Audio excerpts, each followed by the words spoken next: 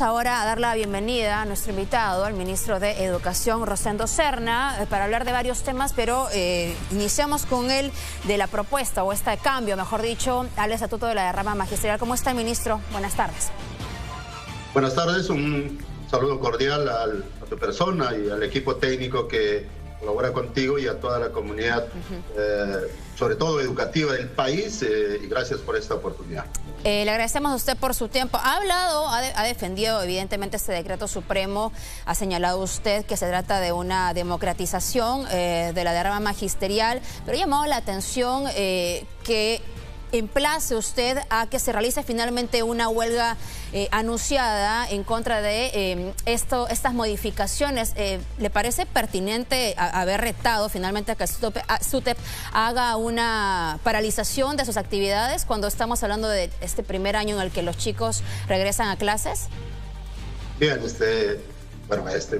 ya que usted me hace esta pregunta, debo señalar con toda contundencia aquí es una versión quitada de contexto y en función a la pregunta y en función de la conversación que hemos tenido, porque los dirigentes del CEN del SUTEP dicen que ellos tienen el respaldo mayoritario de los maestros, sí, y que van a adoptar medidas que permitan esta situación. Entonces yo simplemente en un tono, vamos a decir, irónico, he señalado, pues si tienen el respaldo, que plantean sus medidas de fuerza. El hecho no es que yo no esté impulsando eso. Yo sé que los maestros de base, los maestros conscientes, ellos están al margen de esta situación de alguna paralización, ¿no? Eso queda descartado. Entonces el tema un tanto sacado fuera de contexto y que no es lo central del asunto. Yo sé que a algún medio le interesa más esos temas, pero en esta situación real es que más bien yo agradezco a los maestros el haber vuelto a la presencialidad y que cualquier situación, cualquier intento de querer paralizar la normal situación es simplemente una situación de una amenaza que no tiene el apoyo y el respaldo de todos los maestros.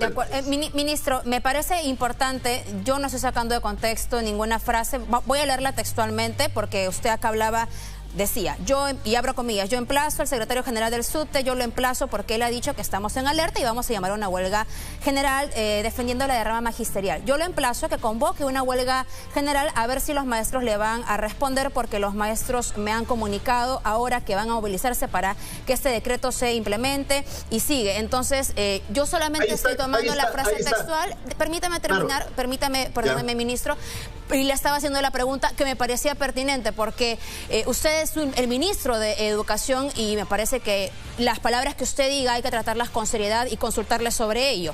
Más allá de que sea una respuesta irónica, me parecía importante también tener sus descargos respecto de algo que usted mismo dijo.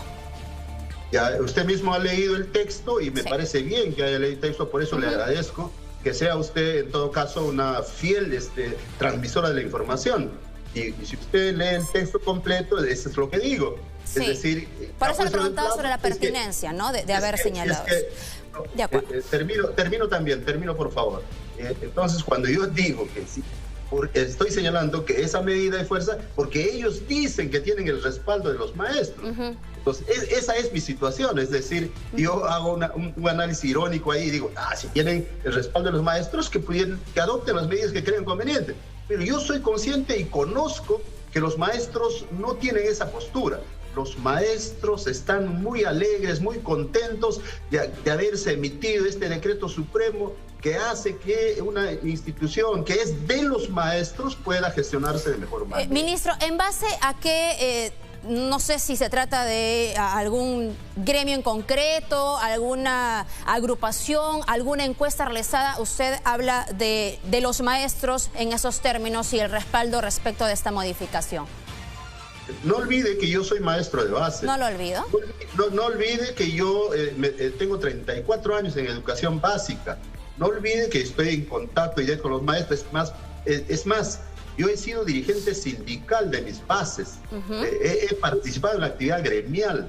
Entonces, en ese sentido, mi observación y la situación del análisis que hago respecto a la posición de los maestros siempre ha sido eso. Durante 20 años atrás, el anhelo de los maestros ha sido el que se democratice la derrama magisterial. Es más, en todos los consejos de ministros descentralizados ha habido las voces de los maestros reclamando ese tema de por qué no actuamos en el tema de la atención que debemos dar a la derrama magisterial.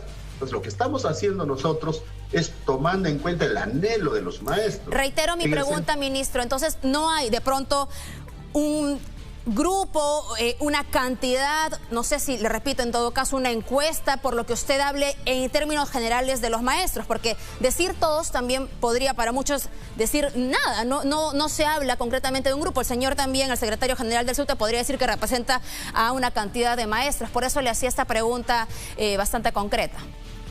En todo caso, ustedes tienen que ser objetivos, y seguro que lo son. Pero le estoy preguntando, sí.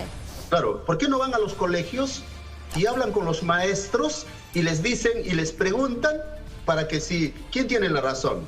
Es que usted estaba diciendo que los maestros, en términos generales, por eso le quería preguntar. Por eso es que yo les señalo, ustedes contrastan, tienen mi afirmación y tienen la afirmación de la parte contraria, vayan ustedes a los maestros, pregúntenle y ahí van a tener las respuestas concretas. Entonces, allí se van a dar cuenta ustedes quién tiene la razón. Entiendo entonces que no hay por lo menos una respuesta concreta sobre lo que usted en términos generales habla del respaldo de los maestros, sino más bien su experiencia. ¿El órgano de gobierno de la derrama magisterial fue consultada? ¿Tuvo alguna impresión de ellos antes de emitir este decreto? Eso creo que dice el comunicado de la CONFIEP, ¿no? Por eso le estoy preguntando si tuvo la comunicación con ellos. Claro, por eso en esa lógica del comunicado de CONFIEP usted me hace esa pregunta y yo le voy a decir, le voy a responder solo leyendo la sentencia del Tribunal Constitucional. La sentencia del Tribunal Constitucional en el artículo 2 de sus fundamentos dice lo siguiente, y voy a leer textual y simplemente para que la comunidad conozca y usted también. Ya. Dice lo siguiente: el Tribunal Constitucional estima que la demanda de autos no puede ser amparada, se refiere a un similar decreto supremo que salió el 2004 y que se puso en consulta a los maestros y que fue amparada y quejada ante el tribunal por los señores de la derrama magisterial. Dice: el Tribunal Constitucional estima que la demanda de autos no puede ser amparada, puesto que el propio artículo 3 del Decreto Supremo 02188-ED, la que emitió el Ministerio de Educación, que apruebe el estatuto de la derrama magisterial, faculta al Ministerio de Educación para que apruebe las modificaciones que se le hagan, así como para que dicte las medidas complementarias que sean necesarias para su mejor cumplimiento. En estricto cumplimiento de nuestra prerrogativa, como sector educación, se ha emitido el decreto supremo. Nosotros no hemos vulnerado absolutamente nada. Entonces, es más, ¿sí? solo nos hemos limitado a analizar y ver y corregir el tema de la administración de la derrama magisterial, es decir, su comité de administración y su comité de vigilancia. ¿Me quiere decir usted que no tenían por qué consultar entonces al órgano de gobierno de la derrama magisterial, que no había ninguna necesidad de consultársele? No, porque han habido otras modificaciones también que han sido de implementación del directorio. El problema es que cuando nos conviene no decimos nada y cuando no nos conviene ahí sí vamos a la CONFIEP, vamos a los medios de comunicación, vamos a los opinólogos a decir que alerten, que llamen la atención, cuando este tema tiene que ser consultado a los maestros. Son los maestros los dueños de la derrama magisterial. Y usted dice que hablan en nombre de los maestros, pero cuando le pregunto respecto de cómo se ha trasladado este reclamo de modificar algo tan importante en la derrama magisterial, tampoco me responde concretamente, sino me manda que vayamos a preguntar en todo caso, y por eso yo le consultaba en todo caso. De repente han hablado con los miembros de la derrama magisterial, o ya, ¿cuál es el criterio técnico de esta modificación? ¿Qué se está mejorando en términos económicos, que es lo que también importa a los docentes? Miren, nosotros recibimos el clamor de los maestros, tenemos reuniones, vamos a las regiones, conversamos con los maestros de base, conversamos con las cúpulas también, nos hemos reunido con el FENATE, nos hemos reunido con el CEN del SUTEP y en ese tema nosotros hablamos con todos, ¿ya? Pero atendemos el clamor de los maestros. Ahora, ¿qué beneficios tiene esta norma? Esta norma tiene el beneficio siguiente, le explico de la siguiente manera. El anterior directorio, o el directorio todavía vigente, tiene 5 miembros. De los 5 miembros, 3 son acreditados por el CEN del SUTEP. 1 por el CIDES, que es Educación Superior, y 1 por el Ministerio de Educación. Pues ahí en mayoría tienen los amigos del CEN del SUTEP. Consejo de Vigilancia, 3 miembros, 2 de ellos designados por el CEN del SUTEP y 1 por el Ministerio de Educación, también tienen mayoría. En Vigilancia y en el directorio que administra. Lo que estamos haciendo a pedido de los maestros es plantear la democratización, es decir, los maestros de educación básica, los maestros de educación superior, los maestros de técnico productivo, los auxiliares de educación tengan representatividad en el Consejo de Administración. ¿Ya? ¿Por qué? ¿Y por qué deben tener representatividad? Porque son ellos los que aportan. Aportan 23 soles mensuales, sumados los 23 soles mensuales por cerca a 250.000 maestros, tiene un aporte mensual líquido de dinero fresco de 5.700.000.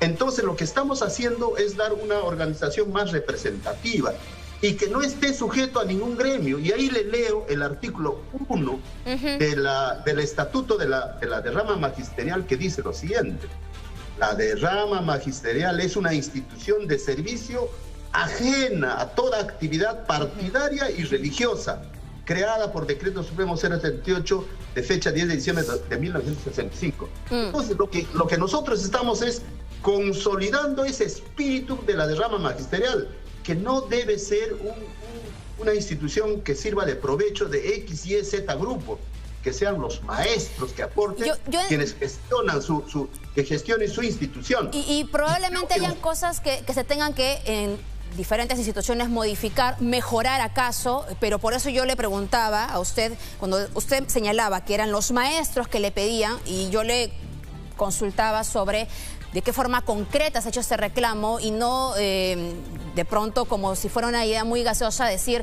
me lo piden en las bases, porque finalmente usted me menciona el SUTE, pero el SUTE también está en contra de esta modificación. Entonces esto generaba dudas, pero además porque es sí un ente privado y se está ingresando a modificar situaciones que preocupan también a otros entes privados que puedan luego decirse el Estado, yo también puedo modificar aquí alguna otra situación. Por eso hay que conocer bien el tema de la derrama magisterial para tener un conocimiento cabal y de la problemática educativa también. Usted como no está al tanto de lo que ocurre en la situación de la educación en el país, por eso es que no tiene conocimiento qué es lo que ocurre a nivel de las bases, a nivel de las instituciones educativas. Nosotros, y en el caso particular, siendo un maestro de base, conozco lo que ocurre dentro de la situación. ¿SUTEP tampoco conoce qué es lo que pasa entonces al interior de la problemática educativa? Por lo que usted está diciendo, entonces. Mira, el SUTEP también seguro conoce y conoce desde su punto de vista y desde su opinión. Bueno. Por eso es que yo le pido a usted, como medio independiente y no parcializado, que vaya a los colegios, a las instituciones educativas y hable con los maestros. Y entonces ahí usted se convencerá quién tiene la razón. Pues yo no estoy diciendo que usted me crea a mí o le crea a los dirigentes, supongo que usted les cree también a ellos, pero usted ponga en práctica el criterio de una situación, de una información imparcial, y va a ver de que los maestros le van a responder por eso estamos hablando con usted, ministro, y yo le estoy haciendo preguntas tan concretas como en términos económicos, cuál va a ser la mejora. Luego le he preguntado en un primer momento cuál es el pedido y le he dicho, ¿hay algún grupo, hay alguna solicitud escrita de pronto en el que se haya trasladado este requerimiento que ha motivado el decreto supremo? Y usted me dice, vayan y consulten. No me parece tampoco una respuesta muy seria después de lo que usted está explicando, pero en todo caso es la forma en la que usted desea responder. Bueno, yo en todo caso respeto su opinión, su punto de vista, no la comparto, porque lo que usted está señalando está desvirtuando mi mensaje. Lo que yo estoy diciendo es mi opinión, mi punto de vista. Usted ha recibido la opinión también de los amigos del CEN del SUTEP, y yo le estoy diciendo, si usted no me cree a mí, es más, nosotros hemos recibido en la gestión del Ministerio documentos pidiendo la intervención de la derrama. Es más, algunos sectores radicales piden la disolución, piden la situación de la devolución, piden la liquidación. Yo no estoy por esa vía, porque yo considero que hay que fortalecer más bien la derrama magisterial. Por eso es que este decreto supremo busca fortalecer y busca de que sea más representativo. Es más, usted indicaba qué mejoras económicas. Este decreto supremo no es para las mejoras económicas. Este decreto supremo es para ver la situación de la organización que permita una mejor gestión. Ahora, decía también que es una entidad privada. Este es efectivamente de gestión privada, pero es una entidad surgida de la entidad pública. Es el Ministerio de Educación que lo ha creado. Es más, es el Ministerio de Educación, no lo digo yo, lo dice el Tribunal Constitucional, que está facultado para modificar su estatuto y para dictar las normas complementarias. Entonces, dentro del Estado de Derecho sí se respeta el Estado de Derecho. Ahora, yo respeto las opiniones sesgadas de muchos opinólogos, pero son sus opiniones. Y la opinión es mía y seguro que ustedes contrastarán y la comunidad y los maestros que me están viendo saben de qué estoy hablando, saben cuál es la realidad y seguro que darán su peso valorativo a las expresiones y a las opiniones también. Más que una opinión, yo le estaba pidiendo a usted información, ministro, que creo que es lo más valioso en una situación como esta. Y más que convencerme a mí, es explicar a la ciudadanía, explicar también al personal docente que podría haberse afectado con estas decisiones del Ejecutivo. Si podemos pasar también a un tema importante respecto de la cuarta ola y la posibilidad de suspender las clases, le pediría que nos pueda transmitir lo que se está planteando o si finalmente se descarta que puedan cancelarse las clases o pasar de nuevo a la educación 100% remota. Bueno, nosotros estamos monitoreando, ahorita acabo de estar comunicándome con las regiones respecto a este tema y ahí no hay ninguna modificación por el momento. Se mantiene lo consignado en la última resolución ministerial, los protocolos son los mismos, vacunación, la mascarilla y lo bueno es que ahorita ningún reporte que ha alertado un contagio masivo en institución educativa. Eso muestra de que hay que seguir teniendo todos los protocolos de seguridad, uso de mascarilla y el tema de la vacunación. La vacunación es una situación muy importante y gracias a los maestros, y ahí los felicito a los maestros, porque ahí estamos sobre los 97% de vacunación. Y también felicito al personal auxiliar administrativo que ha colaborado en este tema. Y respecto a nuestra recomendación es que hay que seguir usando la mascarilla y que las situaciones de higiene, el lavado de manos es que tiene que ser permanente y la vacunación es fundamental. A los padres de familia decirles que vaya y lleven a sus hijos porque allí estamos avanzando. En esta última semana hemos avanzado muy fuerte en la vacunación de estudiantes también, que debemos alcanzar el 95, 98, el 100% de vacunaciones de estudiantes para no tener dificultades. ¿Qué criterio similar se está utilizando respecto de la evaluación de cancelar eventos o se está tomando otras consideraciones? No, nosotros mantenemos el tema de ¿qué tenemos suspendido en los colegios? Las formaciones iniciales, o sea, de inicio de semana o las formaciones diarias en el patio central. Tiene suspendido también los desfiles escolares. Ya. Nosotros no vamos a participar en este tema, aun cuando hemos estado pensando el levantamiento en algún momento, pero producto de la cuarta ola hemos señalado que eso se mantiene igual. No podemos nosotros generar espacios de aglomeración, de aglutinamiento, por una situación de cautela y por una situación de seguridad. Los maestros están cumpliendo a cabalidad el protocolo. Coméntanos, por favor, sobre la propuesta de ingreso libre a las universidades y cuánto ha cambiado de aquello que se anunciaba al inicio de que iba a ser en todas las universidades y la modalidad en la que podría darse para los estudiantes. No, ahí también estamos avanzando dentro de un proceso serio, en forma gradual. Hemos hecho ya la propuesta. Lo que estamos incorporando es una modalidad de ingreso libre. Y ese ingreso libre está orientado a los alumnos que son vulnerables por el tema económico, de sostenibilidad, de sostenimiento, que están en abandono y que son talentos. Es decir, aquellos que en la educación superior van a responder. Entonces, en una primera etapa, son 6.000. En 3 años, el piloto debe alcanzar unos 19.000 estudiantes beneficiados. Pero la idea es hacer todo un proceso integral, es decir, no convocarlos en un examen y listo, sino primero pasar por el tema de orientación vocacional, hacer un análisis real respecto a sus perspectivas, sus aspiraciones, y en función de ello sugerirles en qué especialidad. Hemos hablado con las universidades para cubrir todo lo que puedan cubrir, es decir, utilizando sus recursos actuales. Solo públicas, ¿verdad? Estrictamente públicas. O sea, ahí el tema es fortalecer la universidad pública. Y tenemos universidades de prestigio públicas que pueden formar buenos profesionales, y lo que nosotros en esa primera instancia vamos a dar el respaldo económico, vamos a dar también la situación de apoyo inmobiliario, equipamiento, pero dentro del marco de lo que tienen ahora es atendible gradualmente en el promedio de 3 años, unos 10.000 estudiantes que van a ser beneficiarios. Bueno, veremos en qué se discute, mejor dicho, qué puntos finalmente se sigan analizando respecto de esta propuesta. Gracias, ministro Serna, por la entrevista. Muchas gracias por esa oportunidad. Creo que habría que seguir discutiendo los temas relacionados con la educación. Es un gran problema no discutirlos, o a veces tener una mirada diferente cuando abajo en el tema del desarrollo de la educación las cosas son también totalmente diferentes. Desde aquí estamos muy preocupados por la educación y hemos estado insistiendo en este tema. Muchas gracias, ministro. Gracias.